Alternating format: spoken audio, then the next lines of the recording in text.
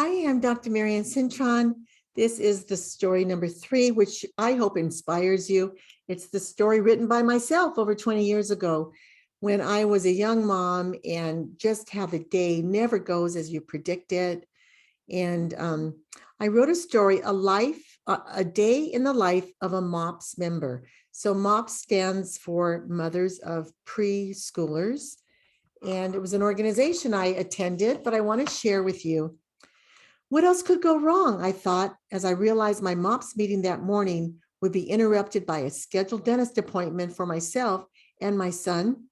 I was so disappointed, but I had been told it would just be 2 months before I could reschedule. Well, I'll just be a little late for MOPS. It'll all work out. It was bad enough that my husband was out of town and couldn't go with me to the dentist with me and our 2 children. He was the one who held Richard in his lap for Richard's first dentist visit. To add to that, my dentist was on vacation, so I'd have to see another dentist. When we arrived at the dentist's office, we were immediately invited to get x-rays taken. I did fine, but 4-year-old Richard didn't like a strange lady putting stuff in his mouth, not to mention how it hurt. I remember when I was a kid, I found those darn films just didn't fit into my small mouth. The hygienist was determined and forced them in. And while the films cut my gums, I politely suffered through the sitting.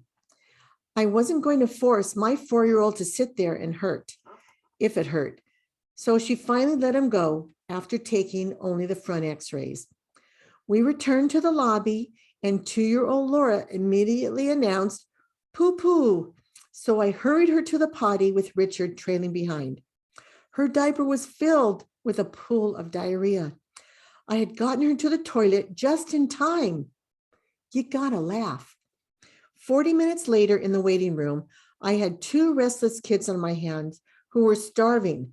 No snacks until the dentist cleans your teeth, right? Not to mention, Richard was so excited he wouldn't even eat any breakfast that morning. I was assertive and asked, "Why the long wait and how much longer?" I had appointments and didn't understand why it took 40 minutes to see the dentist. I explained, I have to hold Richard and then get my own teeth cleaned and checked. We'd be there another hour at least. The receptionist seemed confused. No one knew why I was waiting so long either.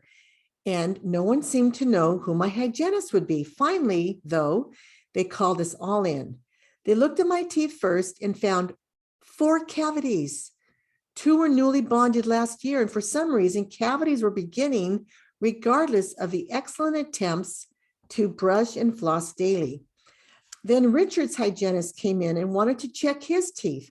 I told her I'd have to sit with him and I wanted his teeth cleaned, not just checked.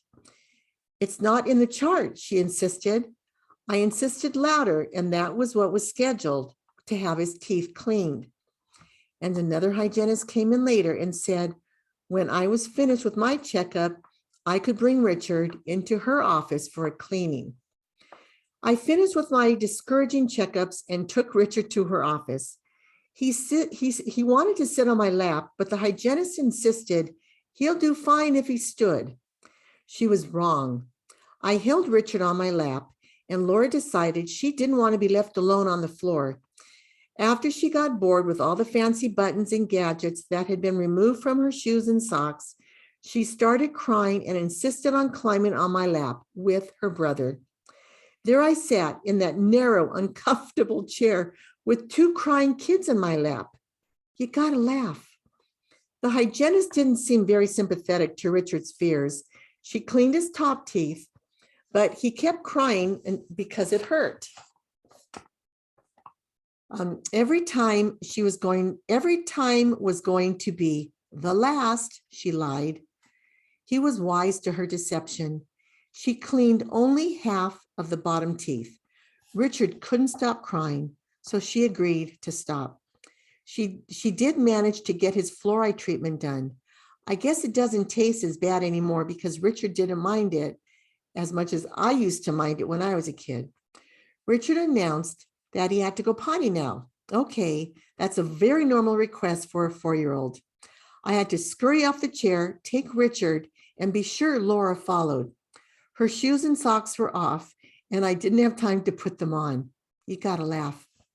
I led Richard over to the potty and decided to take care of some personal business myself, only to hear something hitting the floor. You guessed it, Richard had diarrhea and didn't make it onto the potty on time. His pants were down, but his mess covered his pants, his underpants, his socks, his boots, all over the floor. Then Laura started crying and I saw blood on the floor. I cleaned it up and there it was again. Her foot was bleeding.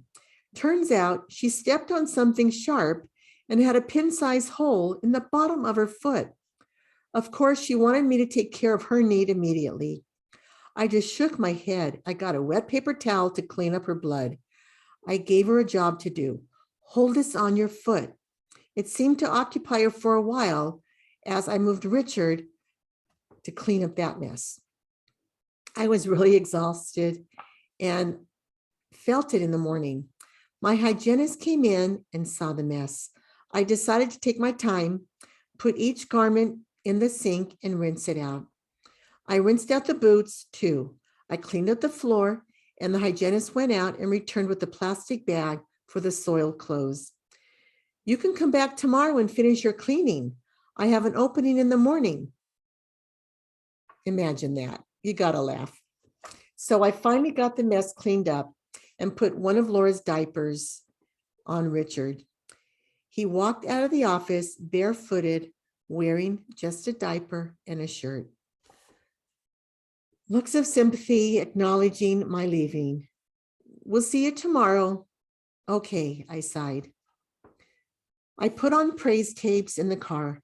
I had to buy Richard some new pants so we could eat lunch, the lunches I had packed, off to the local discount clothing store.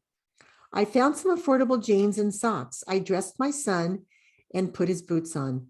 We drove to the park, but Richard wasn't hungry any longer.